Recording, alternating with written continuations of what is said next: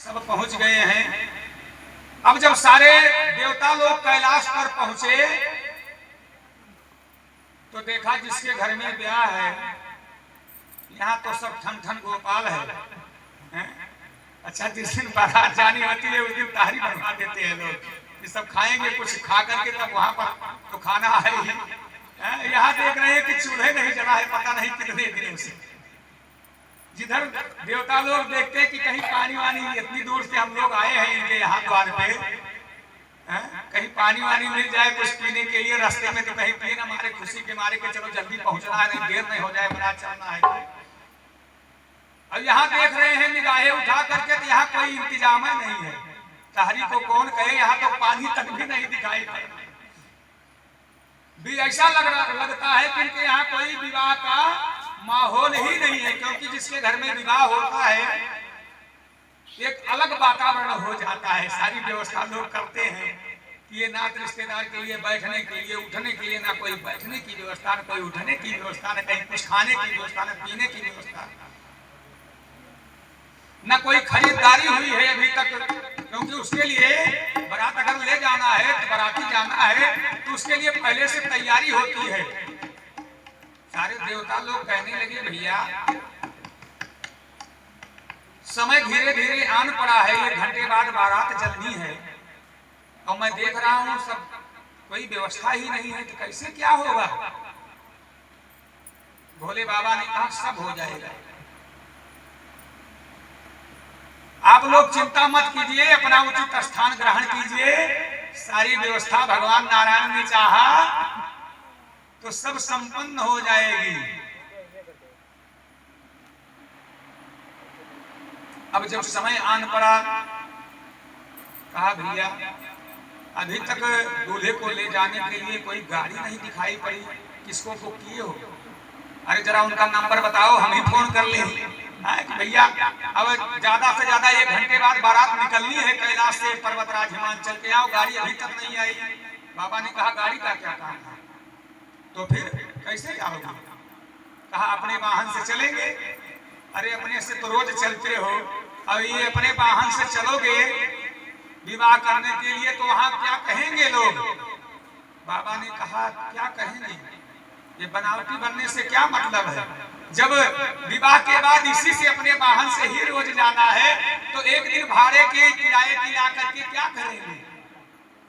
Suit boot बना करके जब एक दिन विवाह करके बढ़िया सूटे बूट बना करके जाओ और पता लगे कि बार बार वैसे फिर सही से भागते जाओ तो क्या मतलब है चरपहिया जाने? हाँ यही हमारा सही है, जो सदा है वही सदा बहार है, मैं तो अपने से ही चलूंगा। चलो भैया अब आपकी मर्जी, अब आपको कहे तो कौन कहे, लेकिन कोई व्यवस्था नहीं, कहा सब व्यवस्था हो जाएगी। और समय आ गया है, क्या भैया स्नान ध्यान तो हो जाए, स्नान करने की क्या आवश्यकता है?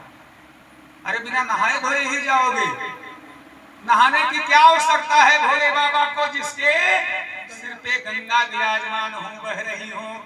बोलिए पतित पावनी गंगा मैया की जय।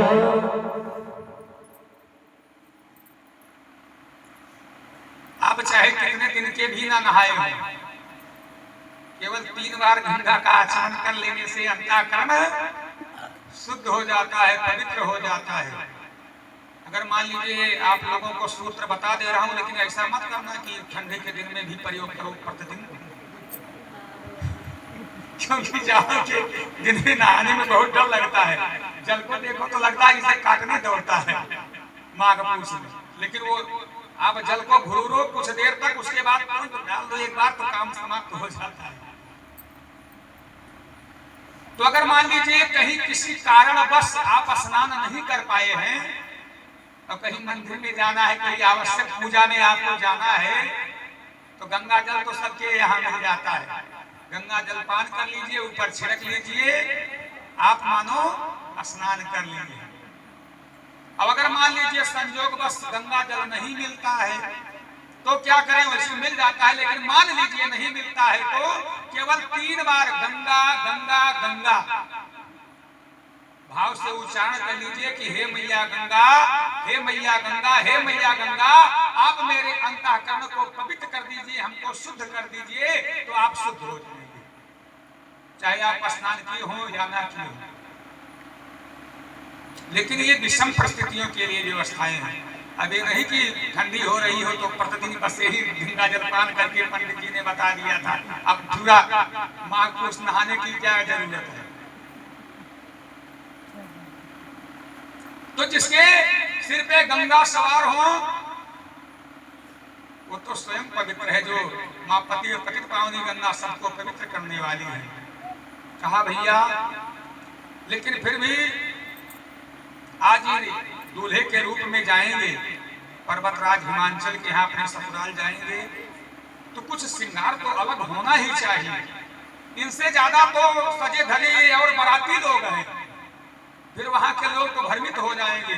इसलिए दूल्हे का स्वरूप कुछ अलग तो होता ही है, इसलिए हमारे बाबा का स्वरूप भी कुछ अलग होना चाहिए। और तुरंत ही भोले बाबा को दूल्हे के रूप में उनके गण लोग उनका श्रृंगार करते हैं। शिव ही शंभु गणे अरे करहि श्रृंगार,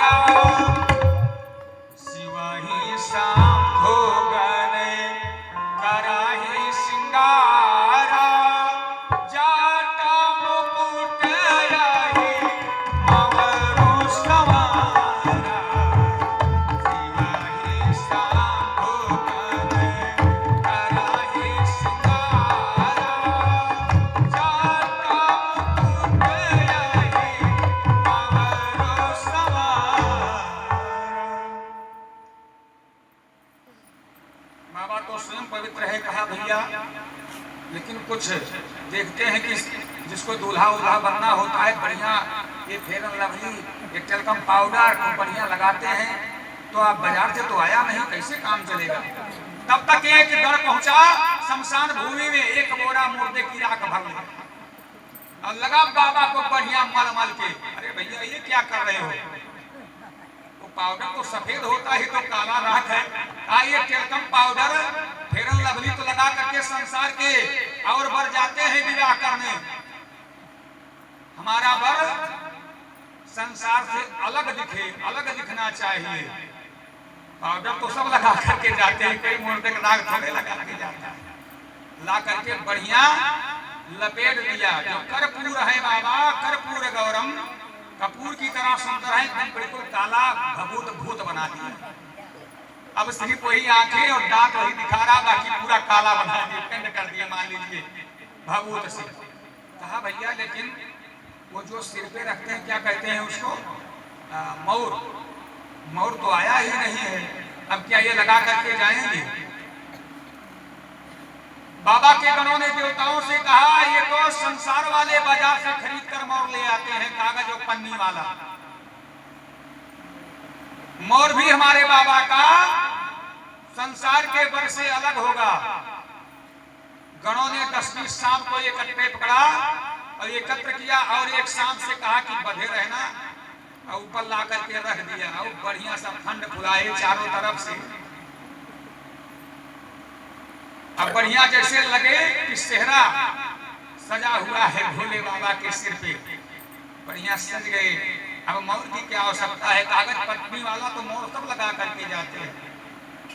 भैया कुछ श्रृंगार होना चाहिए। पहले कर्णछेद की व्यवस्था हुआ करती थी, बिना कर्णछेद हुए विवाह नहीं होता था, कान छेदवाना पड़ता था विवाह के पूर्व, और उसमें कुंडल लोग पहनते थे। तो फिर कान के लिए कौन सी व्यवस्था हो, कोई तो सोने चांदी का कोई रत्न का तो आभूषण आया ही नहीं, तो कैसे काम बनेगा।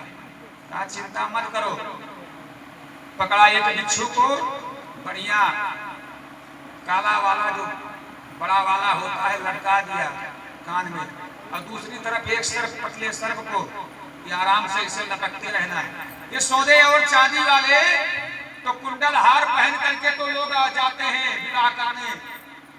हमारा दूल्हा सरकार सबसे अलग होना चाहिए। भोले बाबा अब दूल्हा के रूप में उनके गणों ने उनको तैयार कर दिया है।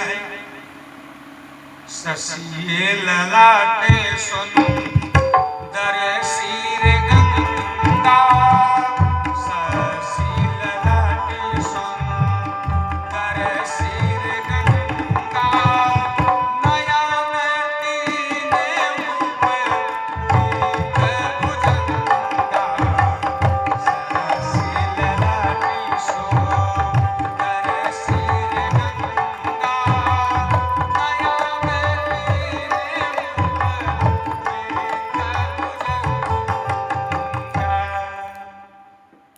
एक दाहिने हाथ में त्रिशूल और डमरू, मस्तक पर चंद्रमा सवार है, सर्पों का मौर। अब बारात मानो पर्वतराज हिमाचल के यहाँ जाने के लिए तैयार हुई। भोले बाबा के गणों ने कहा लेकिन बाबा जब तक अपना समाज ना हो, अपने साथी संगाती ना हो, ये देवता लोग तो यदा कदा कभी आते हैं यहाँ पर, इनसे हमारा कोई बहुत परिचय तो है नहीं, तो वहां चलेंगे इतनी दूर बारात में अपना अपना साथी संगाती होना चाहिए। अच्छा देखो आज भी देखा जाता है कि जो पहले से ये मीटिंग बनाए होते हैं कि इस बारात में चलना है, एक ही गाड़ी में हम लोग इतने लोग चलेंगे और बढ़िया आराम से मौज करते हुए रास्ते में खाते पीते हुए। तो कहा अपना समाज होना चाहिए, इसलिए तुरंत ही भोले बाबा ने कहा चलो अपना समाज ही बुला लेते हैं। और जैसे ही डमरू बजाया कैलाश पर, सारे संसार के जितने भी भूत प्रेत पिशाच चुड़ैल डाकनी साकनी महामारी अंतरिक्ष जितने भी हैं सब के सब पहुंच गए कैलाश पर। और जैसे ये जान पाए कि हम लोग बारात के लिए यहाँ पर बुलाए गए हैं, बहुत मगन हुए कि चलो बहुत अच्छा है, पता नहीं कितने दिनों से तो भोजन नहीं मिला है, आज क्या बात है, खूब भरपेट कर खाया जाएगा। कितने दिनों से हम लोगों को मिला नहीं है, भोजन नहीं मिला है। तब तक वरुण ने एक जाकर के बेचारा खुशी में नाचने लगा, एक भूत प्रेत। तब तक वरुण ने कहा दूर हटो, लगता है नहाए नहीं हो पता नहीं कितने साल से, तुम पता नहीं लगता है कितने साल से नहाए नहीं हो, तुम दूर रहो। हम लोग बढ़िया सुंदर नहा धो करके बढ़िया सेंट इत्यादि लगा करके यहाँ आए हैं, तुम हमारे साथ चलने के काबिल नहीं हो, अपना दूसरा गाड़ी पकड़ो भैया, तुम लोग एक ही गाड़ी में आओ, हमारा अलग व्यवस्था रहेगा, आप लोगों का अलग व्यवस्था रहेगा। और इस तरह से अब वहां से कैलाश से बारात पर्वतराज हिमाचल के यहाँ विवाह करने के लिए चल दिया। अब जो ऐसी बारात को देखता है वह देखता ही रह जाता है। बोलिए भूत भावन भोलेनाथ की जय हो। ऐसी न देखी कबहू बाराती हो, ऐसी देखी न कबहू बारात हो, जैसे शिव के बरतिया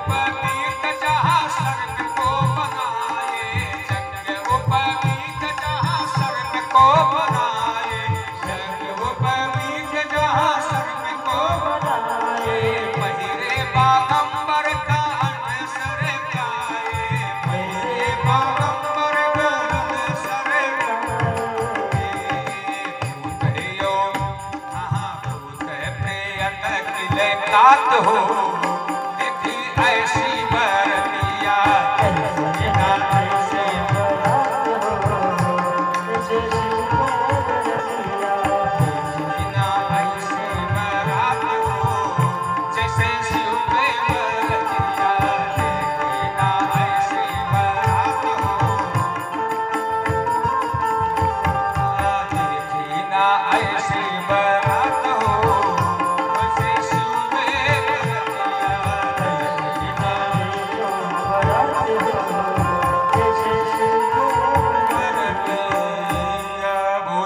भावन भोलेनाथ की। अब एकदम बारात सज करके तैयार हो गई है, लेकिन तब तक विष्णु की नजर भोले बाबा पे पड़ गई।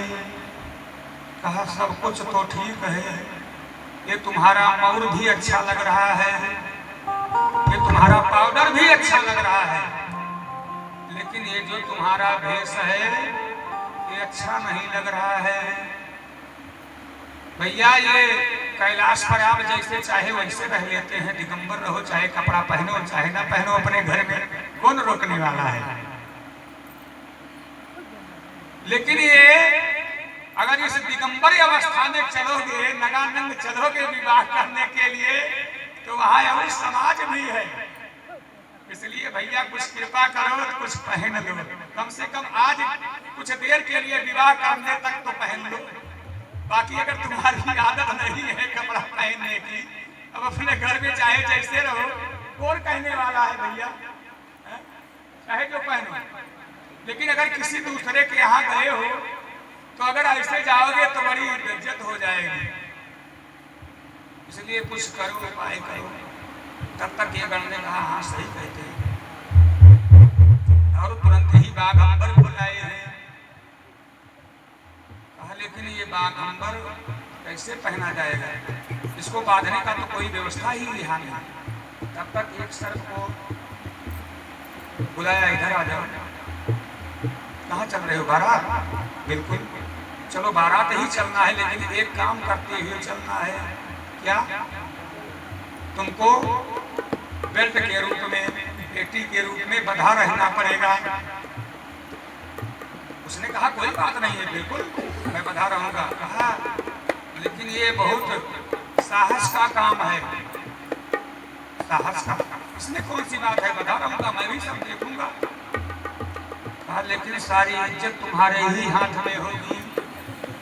तुमको तब तक ऐसे बाघंबर से लिपटा रहना पड़ेगा, बंधा रहना पड़ेगा, जब तक विवाह करके भोले बाबा पुनः कैलाश पर नहीं आ जाएंगे। अच्छा, तो तुम लोग वहाँ चाट पकौड़ी फुल्की खाओगे, हम तुम लोगों को देखूंगा वहाँ से, ये नहीं होगा। हाँ भैया आप लोग चिंता ना करें, आप चिंता ना करो, यहाँ से पन्नी लेकर चल रहे हैं, और वहाँ जो जो भी आइटम होगा सब तुम्हारे लिए रखे जाएंगे, और ला करके कैलाश पे रख देंगे। खूब खाना, छक्के खाना, हम लोग नहीं खाएंगे चलेगा, लेकिन तुम्हारे लिए हम पहले व्यवस्था करके और साथ में लेते आएंगे जो जो वहाँ आइटम बना होगा। लेकिन भैया कृपा करके तब तक बंधे रहना जब तक दुल्हन विदा हो करके नहीं आ जाएगा, और जब विवाह हो जाएगा फिर देखा जाएगा, जो होगा फिर देखा जाएगा। इस तरह से उस सर्प को जो कमर से बाघंबर से बंधा हुआ है, बेल्ट के रूप में भैया, पेटी के रूप में, उसको खूब समझाया। उसने कहा चलो कोई बात नहीं, चिंता मत करो, लेकिन हमारा हिस्सा ज्यादा होना चाहिए तुम लोगों से, हमें काम में लगा दूंगा। इसलिए कहा बिल्कुल भैया चलो। अब सारे बाराती पर्वतराज हिमांचल देव समाज एक तरफ हो गया, और सारे ये भूत प्रेत के समाज एक तरफ हो गए, और बाबा नंदी पर सवार हो गए हैं। बोलिए भूत भावन भोलेनाथ की। और पहुंच गई है बारात पर्वतराज हिमांचल के सीमा में, उनके नगर के समीप पहुंच गई। तो नगर की सीमा पर ही इनके स्वागत के लिए, अगवानी के लिए सबसे पहले बढ़िया सुंदर पर्वतराज हिमांचल ने जनवासा बनवाया था। आज भी ये परंपरा है, सबसे पहले बारात बाहर जनवासी में ही रुकती है। वहीं जलपान इत्यादि ग्रहण करने के बाद तब सारी आगे प्रक्रिया प्रारंभ होती है। और बारात पहुंच गई है जनवास में, लेकर के सबको भोले बाबा पहुंचे हैं। जब पर्वतराज हिमांचल ने सुना कि बारात का तो आगमन अपने नगर में हो चुका है, जनमासे में बारात आ गई है, बड़े बुजुर्ग बच्चे कि चलो बारात देखते हैं बारात कैसी है, उनको चलो जलपान कराया जाए, उनका स्वागत किया जाए। और सब आए हैं, बढ़िया थाल में बढ़िया मिठाई पानी वानी सब लेकर के पहुंचे हैं। और जैसे ही वहां नजदीक पहुंचे, बाराती के नजदीक पहुंचे, ये अदृश्य रूप के भूत जो थे, जो कभी देखे ही नहीं थे ये मिठाई काला जाम, और जैसे ही देखा कहा ये तो हमारी वाली मिठाई है, हम लोग भी काले और ये भी काली मिठाई। अब भैया तुरंत कौन कहे देने की, और जैसे उसको लेने के लिए झपट्टा मारे, तैसे बेचारे वहां जो पानी वानी पिलाने वाले आए थे वो डर के मारे सब वहां पर फेंक दिए, बाल्टी पानी की और गिलास कहीं और, वो सब काला जाम सब लस्सी और काला जाम सब एक में हो गया है। सब छोड़ छोड़ करके अपने प्राणों को लेकर के भगे, अरे किसी तरह से जान बचे। और जो बच्चे थे वो जा करके वहां से जान लेकर के भगे, क्योंकि बच्चे सबसे ज्यादा कौतूहल बस बारात देखने के लिए जाते हैं कि चलो देखते हैं वहां पर कौन सा कोई प्रोग्राम वीडियो या कोई नाच गाना बजाना आया हो, मनोरंजन का साधन। लेकिन बच्चों ने जब देखा ऐसे ऐसे भयानक विकराल भूतों प्रेतों को, तो अपने प्राणों को लेकर के घर में बचे और जाकर के घर का जो सबसे ज्यादा अंधेरा कोना था वहां जाकर के छिप करके बैठ गए। माताएं पोती तो बारात देखने गया था, क्या हुआ हो, सुन लिया कहीं तो फिर बात बिगड़ जाएगी। अब जब पर्वतराज हिमांचल ने सुना, कहा भैया हमारी बेइज्जती कराओगे, अगर पानी नहीं पाएंगे बारात वाले, बारात चाहे जैसे हो, तो बाराती तो थोड़ा वो दंड होते ही है, क्योंकि बारात जाने पर दूसरा स्वभाव ही बदल जाता है, व्यक्ति का स्वभाव थोड़ा बदल जाता है, जबकि व्यक्ति वही होता है। किसी कभी कोई बाराती बन के जाता है, कभी कोई घराती रहता है, लेकिन बारात के समय उसका भाव ही बदल जाता है, स्वभाव बदल जाता है। तो लक्षण होता है भाई नरम और गरम का। बेचारे घराती नरम होते हैं, बाराती आखिर मनुष्य वही है, लेकिन भाव अलग अलग हो जाते हैं। जब बारात जाता है तो दूसरे भाव में आया, बाराती आया है, तो बाराती वाले बेचारे भैया ठीक है आए हैं, आपका स्वागत है। कहा भैया बाराती तो उद्दंड होते ही हैं, अगर जलपान नहीं ग्रहण करवाया गया तो अपने इस नगर की बदनामी होगी। बड़े बूढ़े आकर के कहे कि अपने नगर की बदनामी होगी कि वहां गए थे, उस गांव में गए थे, पानी ही नहीं कोई पूछा, इसलिए चलो जो होगा सो देखा जाएगा, पानी पत्ता खिलाया जाए हम लोगों को। फिर कुछ साहस करके पहुंचे और दूर से कहा भैया देखो ऐसा है कि आप लोग जहां हो वहीं अपने अपने चारपाई कुर्सी स्थान पर बैठ जाओ, और सब ये बफर का सिस्टम नहीं है, यहाँ पर सबके पास पास ले जाकर के पानी पिलाया जाएगा। अच्छा पहले ऐसे होता था, हम लोग जब बारात में जाते थे डिब्बा वाली मिठाई लोग ला करके दे देते थे या प्लेट में देते थे, और पानी ले करके आते थे पास पास में। अब क्या व्यवस्था है कि भैया वहां लगा दिए, गाड़ी खड़ी नहीं हुई कि बस टूट पड़ो एक के ऊपर एक, चाहे कपड़ा ही खराब हो जाए, चाहे कोई खाने को पाए या ना पाए, जैसे लगता है पता नहीं कितने दिनों के भूखे आ गए हैं, ऐसा लगता है। उस बफर सिस्टम में बारात में जाने पर देखो, बारात के पहुंचते ही ऐसा लगता है पता नहीं ये कभी जीवन में चाट फुल्की चाउमीन बर्गर पिज्जा ये देखे ही नहीं है, किस तरह से झपट पड़ते हैं। और एक आध लोग तो भैया ऐसे होते हैं ना कि एक साथ में पता लगे चाहे दूसरे को मिले चाहे नहीं, 50-50 पत्ता तो अकेले खाए, फिर भोजन करना है नहीं करना, मिले कि ना मिले, ऐसी व्यवस्था हो गई समाज की। सारे बड़े बुजुर्गों ने कहा भैया अपने अपने यथास्थान पर बैठ जाओ, सबको भरपूर, सबके लिए व्यवस्था है, सबको पानी पिलाया जाएगा, सबको खिलाया जाएगा, पिलाया जाएगा। अब भैया सब जब सुने कि चलो सबको मिलेगा, शांति से सब बैठ गए।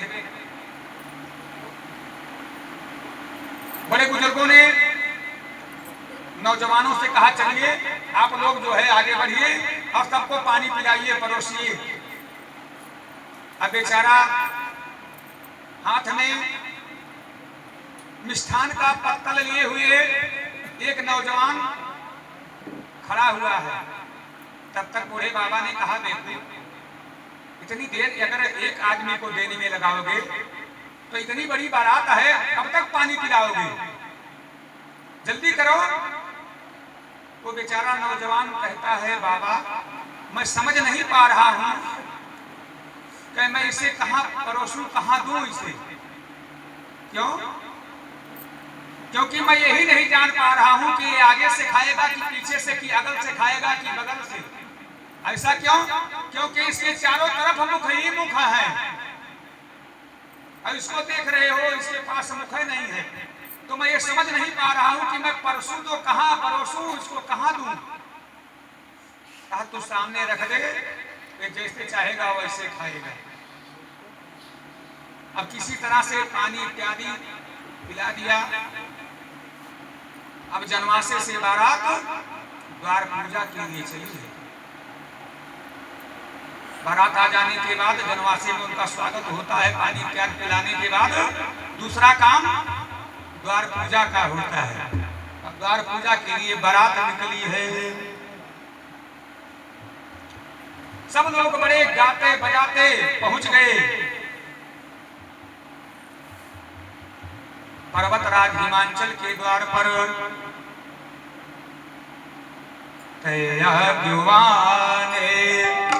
अरे बाराती ने आए बाराती ने आए, दीप समाई जले आस सुहाए।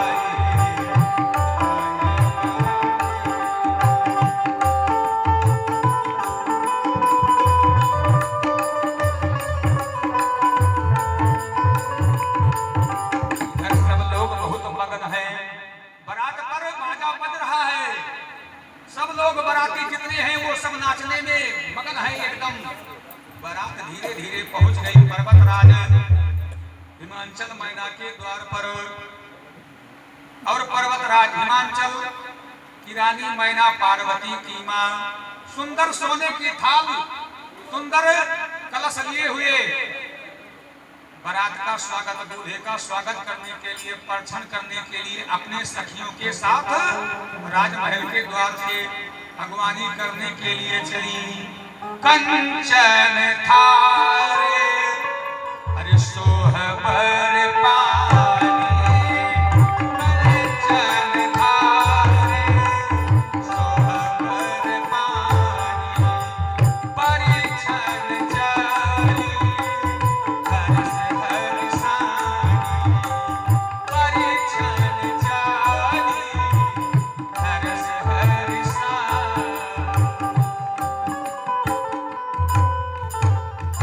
द्वार पूजा के पहले ये परछन की व्यवस्था अभी भी कहीं है। अभी हम भैया रघुवीर के बारात में उनके छोटे भाई राम मने अनुज रघुवीर इनके यहाँ गए थे, दक्षिण में बारात गई थी। वहां पहले पूरे हमने देखा नात रिश्तेदार सभी लोग एक एक करके सब परछ रहे हैं। अच्छा परछन के साथ में पैसा भी दे रहे थे। उनका एक काम तो बढ़िया है भैया, दूल्हे के बढ़िया पाकिट भर गया था, पागे 5-6 हजार तो ही परछने में। हमने कहा ये कमाई बढ़िया है। ये व्यवस्थाएं कहीं कहीं अभी भी है। ये सबसे पहले कन्या की मां आती है परछन करने के लिए। ये आज की परंपरा नहीं, ये बहुत पुरानी परंपरा है। पार्वती की मैया मैना दूल्हे सरकार का परछन करने के लिए सुंदर सोने की थाली में जल लेकर के पखारने के लिए, तिलक करने के लिए, परछन के लिए आगे बढ़ी। अब इधर ध्यान दीजिए, बाराती बिल्कुल मगन है, खूब डीजे बज रहा है, गाना बज रहा है, सब नाच रहे हैं, और जो कमर से बंधा हुआ वो सर्प है वो भी बार बार सोच रहा है कि अगर हमको भी मौका मिल जाए तो हम भी एक के बार नाच लेते। लेकिन दूतों ने कहा भैया सारी इज्जत तो तुम्हारे हाथ में बंधी हुई है, चलो वहां कैलाश पर डीजे बजवा देंगे, खूब नाच लेना। वहां कैलाश पर डीजे बजवा देंगे, खूब नाच लेना। लेकिन आज भैया कम से कम ऐसे बंधे रहो, क्योंकि लाज तो तुम्हारे ही हाथ बंधी हुई है। बेचारा फिर शांत हो गया। अब इधर मैना पहुंच गई है परछन के लिए, लेकिन अब इधर जैसे ही नागिन धुन का गाना लगा, मेरा मन डोले मेरा तन डोले मेरे दिल को हुआ करार को लगाए बांसुरी। मेरा मन डोले मेरा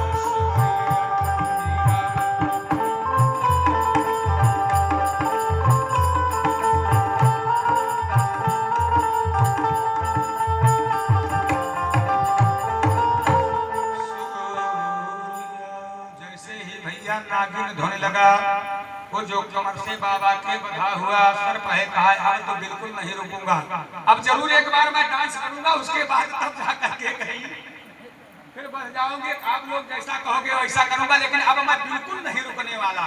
अब जैसे ही नागिन डांस लगा तैसे वो भी मगन होकर के नाचने लगा। अब बस उसके नाचने की देर थी। ध्यान दीजिए, मैना आकर के खड़ी है सामने परछन के लिए, दूल्हे सरकार भोले बाबा खड़े हैं। और जैसे जो बेल्ट रूपी जो बंधा हुआ वो सर्प है, जैसे है वो नाचा तैसे बाबा का वह बाघंबर हटा, बाबा दिगंबर भेष में हो गए। बोलिए दिगंबर भेषधारी भूतनाथ की जय हो। अब भैया तो पूजा पर बाबा एकदम बिल्कुल नांग धिदंग खड़े हुए हैं, हाथ में त्रिशूल लिए। अब तो बिल्कुल जैसे ही मैना ने देखा तैसे तो बेहोश, आरती की थाल हाथ से छूट गया, तैसे गिरी बेहोश। सब डीजे फेरे सब एक तरफ बंद हो गया, सब दौड़ पड़े, पानी का छींटा उठा मारी। वहीं जा करके तब उनको होश आया और बार बार तब तक तो जैसे ही डीजे बंद हुआ तैसे वो सर पे आकर के फिर बंद गया।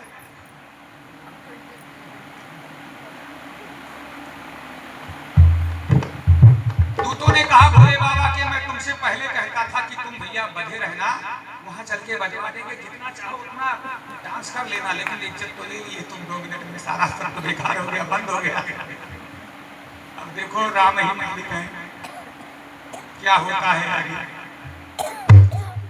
अब जब पर्वत मैना को कुछ होश आया तो उन्होंने कहा, पर्वत राज हिमांचल से कहा, मैं तो पहले ही आपसे कहती थी कि ऐसे बावले के साथ मैं अपने कन्या का विवाह नहीं करूंगी, लेकिन आप तो नारद के बातों पे आ गए थे कि नारद ने कहा है, नारद उनकी बात ही रद्द नहीं होती है।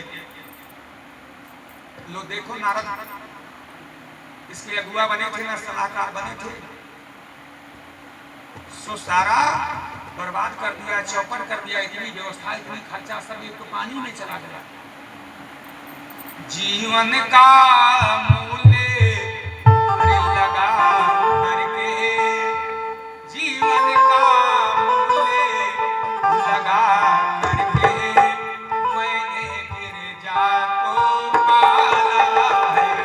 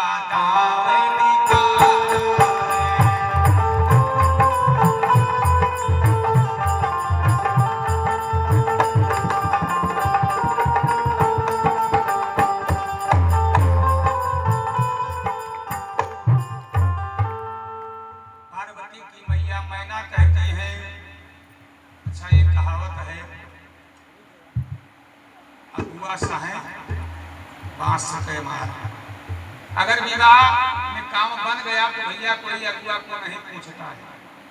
अगर दोनों समधी में बात विवाद कोई किसी प्रकार का नहीं है, सब लेन देन सब बढ़िया सब चकाचक है, तो कोई अगुआ को नहीं पूछता है भैया आपने ये सारी व्यवस्था सुलभ करवाया, आप पानी वानी पिए कि नहीं पिए, आप कैसे हैं। अब अगर जरा से बात बिगड़ गई कुछ लेन देन में या कहीं किसी प्रकार की कोई बात बिगड़ी, बुलाओ अगुआ को, कहाँ है अगुआ। तो अगुआ भैया सबसे पहले पूछे जाते हैं, बात बिगड़ने पर और बनने पर कोई अगुआ को पानी तक नहीं पूछता है कि भैया पानी भी आप पिए। यहाँ तो बात बिगड़ चुकी है। और इस विवाह के प्रस्तावक अगुआ कौन है? नारद बाबा। अब नारद को बुलाओ, नारद को। तब तो बता रहे थे कि बिटिया का विवाह हो जाएगा इस अवधूत के साथ में, दिगंबर वेशधारी के साथ में, तो हमारी बिटिया सुखी रहेगी। ऐसे सुखी रहेगी, हमारा बेइज्जत करवा करके हमारे ही द्वार पर ऐसे हमारी बिटिया सुखी रहेगी। बुलाओ नारद। नारद बाबा तो उसके बराती बने, लेकिन एकदम बिल्कुल डूब के पीछे भाग रहे हैं, कहीं अगर देख करके मैना। अब बेचारे वहां पर नारद बाबा हैं तो, लेकिन साहस नहीं कर पा रहे हैं मैना के क्रोध को देख करके कौन आगे जाए। बात अगर बिगड़ गई है कहा यहाँ से भाग लेना ही अच्छा है नारद बाबा, अन्यथा पता नहीं यहाँ क्या हो जाए। और मैया मैना ने कहा अपने पति पर्वतराज हिमांचल से कि जितनी जल्दी हो इनसे कहो कि ये बारात वापस लेकर के यहाँ से चले जाएं। मैं इनका मुख तक भी नहीं देखना चाहती, विदा करना तो बड़ी दूर की बात है। जितनी जल्दी हो यहाँ से वापस लेकर के बारात चले जाएं। मैं अपनी बिटिया को लेकर के कहीं कूद करके मर जाऊंगी, आत्महत्या कर लूंगी अपनी बेटी के साथ, लेकिन ऐसे बाबरे के साथ, ऐसे दिगंबर वेशधारी के साथ अपनी बिटिया का विवाह भूत भावन भोले शंकर के साथ नहीं करूंगी। अब मैया अधीर हो गई है। इधर मैया पार्वती ने जब देखा सुना, ये तो बात बिगड़ गई है।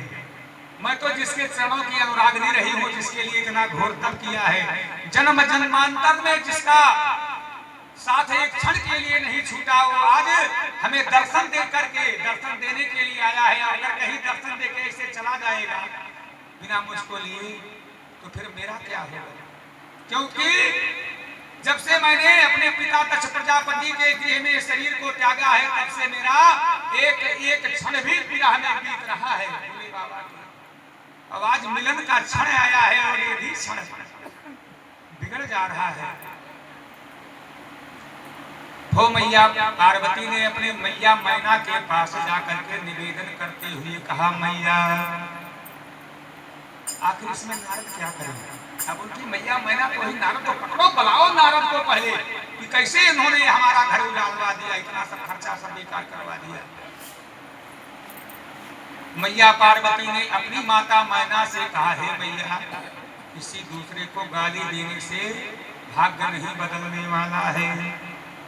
कर्म लिखा जो हरि बावर बाहो, कर्म लिखा जो हरि बावर बाहो, तवे कष्ट दोष न गए हैं काहू।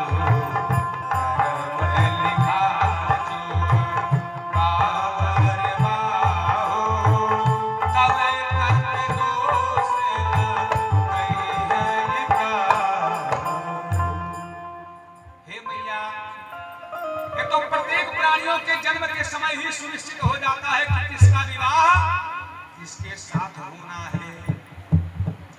जिसके कर्म में जो विधाता ने पहले अंकित कर दिया है, फिर ये तो संसार में हम और आप एक माध्यम है कि कोई बताता भैया वहां चले जाओ, उनके पुत्र के साथ विवाह कर लो या उनकी बेटी के साथ विवाह कर लो। ये गांव, ये समाज, ये देश, नाथ, रिश्तेदार, ये सब एक केवल माध्यम मात्र है।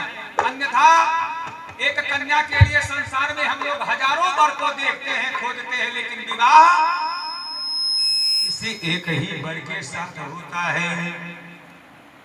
इसलिए मैया, या तो जिसके साथ जिसका विवाह होना है भगवान ब्रह्मा ने जन्म के समय पहले ही सुनिश्चित कर दिया है, तो फिर नारद को दोष देने से क्या फायदा? किसी को गाली दे करके ये अपराध क्यों अपने सिर पर चढ़ा रही हो? इसमें किसी का दोष नहीं है। जो हमारे कर्म में लिखा है, अगर हमारे कर्म में यही बावरा ही लिखा था, तो मैं इसी के साथ ही प्रसन्न हूँ। इसलिए मैया आप अधीर ना होकर के मेरा विवाह भूत भावन भोले बाबा शंकर के साथ कर दो।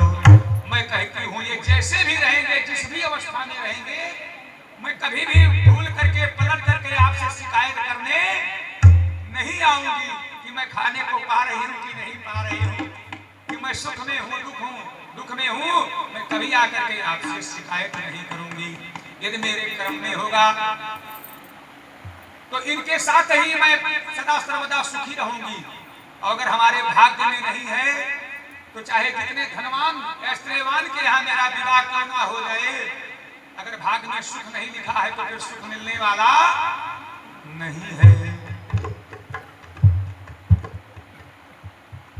इस तरह से जब मैया पार्वती ने अपनी मैया को धीरज बधाया, तब नारद जी बेचारे को कुछ संकोच हुआ, चलो हमारे पक्ष में कोई है, बच जाएंगे।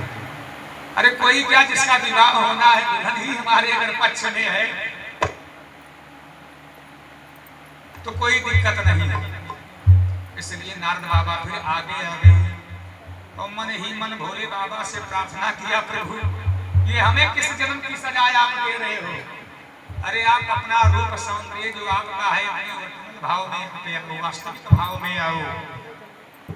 और भोले बाबा नारद के प्रार्थना करने पर अपने स्वरूप में आ गए। कर्पूर गौरम करुणावतारम, कर्पूर गौरम करुणावतारम, सारसारं भुजगेन्द्रहारं सदा वसन्तं हृदयारविन्दे भवं भवानं सहितं नमामि।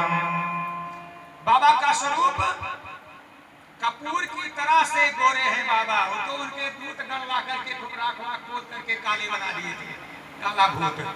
बाबा अपने स्वरूप में आ गए हैं। मस्तक पर सुंदर चंद्रमा सुशोभित है, सिर पे गंगा, हाथ में त्रिशूल, डमरू, बढ़िया सुंदर सा रूप। इधर मैना कह रही नहीं मैं विवाह नहीं करूंगी, मैं विवाह नहीं करूंगी। नारद बाबा आगे आ गए। तब नारद सब हिये समझावा, तब नारद सब हिये समझावा, पूरब का संग सुनावा। तब नारद सब हिये समझावा, पूरब का संग सुनावा। कहा पर मैना से कहा नारद बाबा ने कि तो अपना परम सौभाग्य मानो कि जो आदि शक्ति तुम्हारे घर में है, जिन्होंने जन्म लेकर के तुम्हारा जीवन धन्य कर दिया है, तुम्हारा ये घर पवित्र कर दिया है, जिन्हें तुम अपना साधारण पुत्री पार्वती को जिन्हें तुम अपना साधारण पुत्री समझ रही हो, ये कोई साधारण नहीं है, बल्कि ये आदि शक्ति जगदम्ब भवानी है। ये माता सती, ये माता भवानी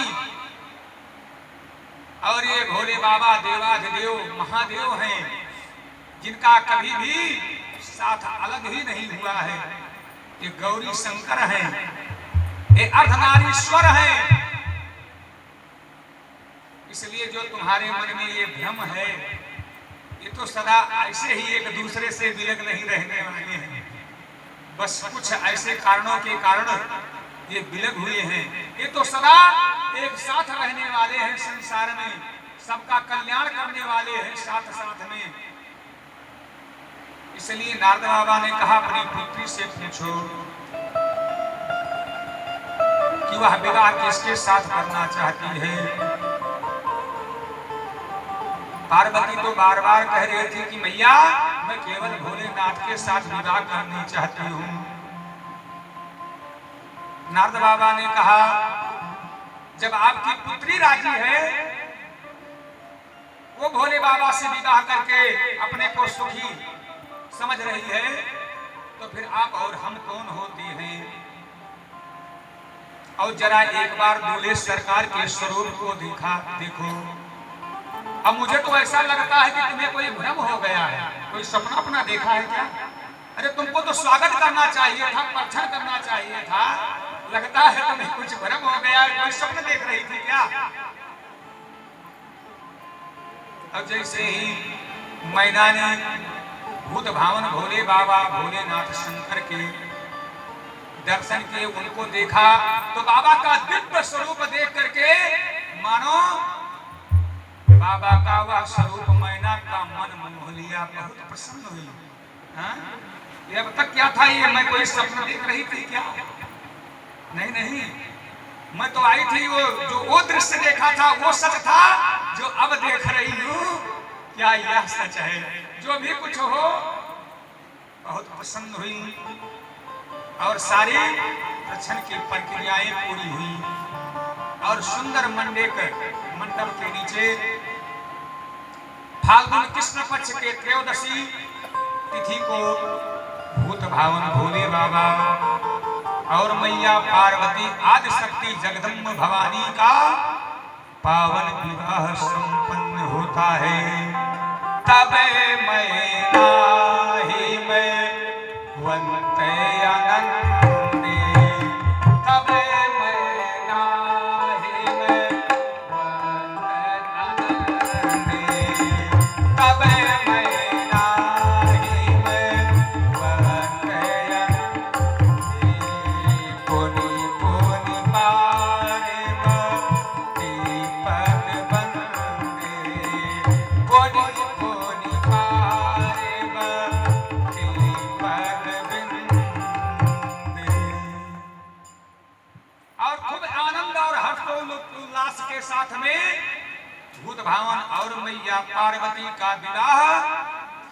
प्रसन्न हो रहा है। बोलिए भूत भावन भोलेनाथ की जय हो। मैया पार्वती की। और वहां पर जितने भी नर नारी एकत्र हुए हैं, अरे ऐसी बारात नहीं देखो आज तक, जिया हो धक्का ऐसी बारात ना देखो अभी तक, जिया होई धक्का। ऐसी बारात न देखो आज तक, जिया हो धक्का।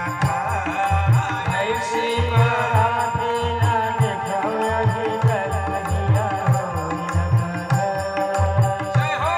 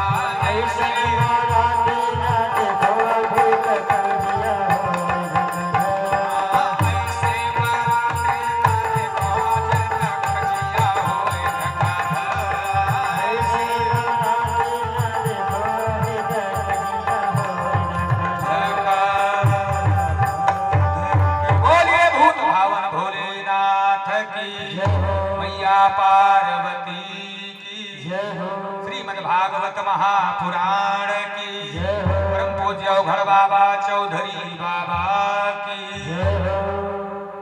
और इस तरह से मैया पार्वती और भूत भावन भोले बाबा का प्रणय विवाह संपन्न हुआ। आइए कथा को यहीं पर विराम करते हुए पुनः कल अपराह्न 3 बजे से 6 बजे, रात्रि 8 बजे से 11 बजे, बज गए हैं 11:30। तो सभी भक्तों को पुनः कल 3 बजे से वामन कथा में निमंत्रण करते हुए, ज़्यादा समय न गंवाते हुए, समय को देखते हुए सभी भक्तगण अपने अपने यथास्थान आरती सेवा के लिए खड़े हो जाएं और भागवत भगवान की आरती सेवा करते हुए प्रसाद को ग्रहण करते हुए और पुनः कल तैयारी आने के लिए करते हुए अपने अपने निज गृह को आप लोग पधारेंगे। सभी के लिए साधुवाद, धन्यवाद। हरि ओम। चंद्रमा मनसो धचुः सूर्यो अजायत श्रोतारदायुश्च प्राणस्य च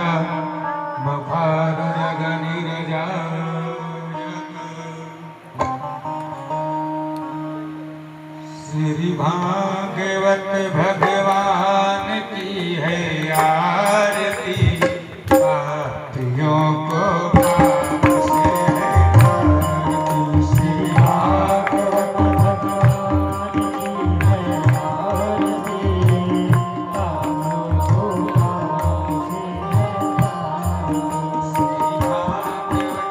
भगवान की है आरती, पापियों को पाप से है आरती। श्री भागवत भगवान की है आरती, श्री भागवत भगवान की है आरती।